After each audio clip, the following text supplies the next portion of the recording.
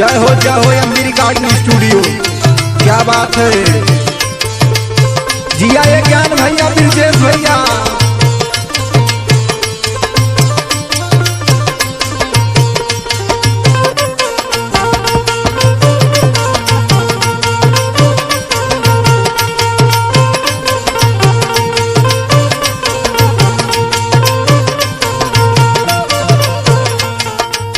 अरे का ये सखी कैसा एकदम देखत है बड़ी भाचक्का भाई लो यार वहाँ का खोजत हो। अरे सखी पूछा मत हो, बहुत कीमती चीज हमार गिर गई हो। कीमती चीज? हाँ हो। कैसन हो? सुना बतावत है हो। बतावा। खारी हानि में गिरल हो, खारी हानि में गिरल हो, खारी हानि में गिरा तोड़ गई ने बुला हम शिवानी में झुलनिया खारी हानि में गिरा।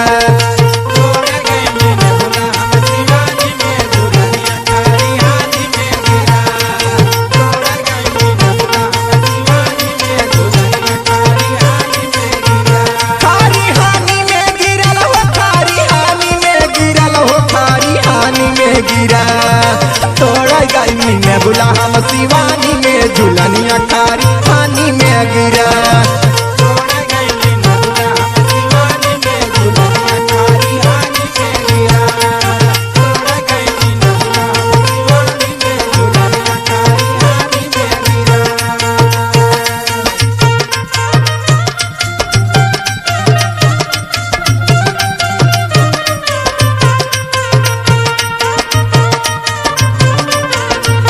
पिंटू भैया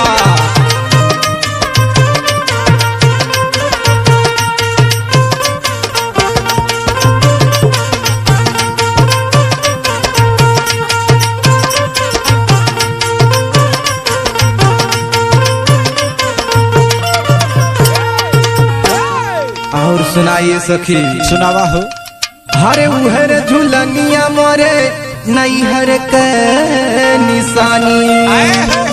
अरे उहर झुलनिया मोरे नैहर के निशानी। अरे खोजत खोजत भाई ने पारसानी में झुलनिया खारी हानि में गिरा।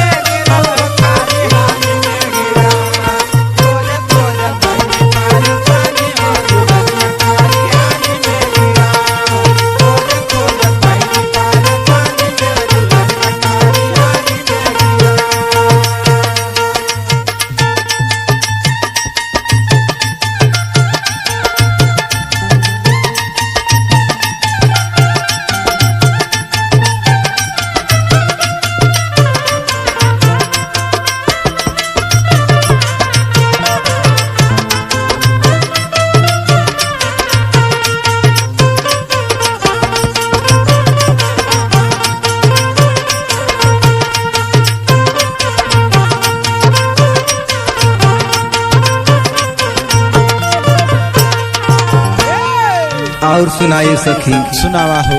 अरे वही रे झुलनिया में लागल ना गती न। अरे वही रे झुलनिया में लागल ना गती न। अरे जनी है पिया दी है गाड़ी दलानी में झुलनिया खारी हानि में गिरा।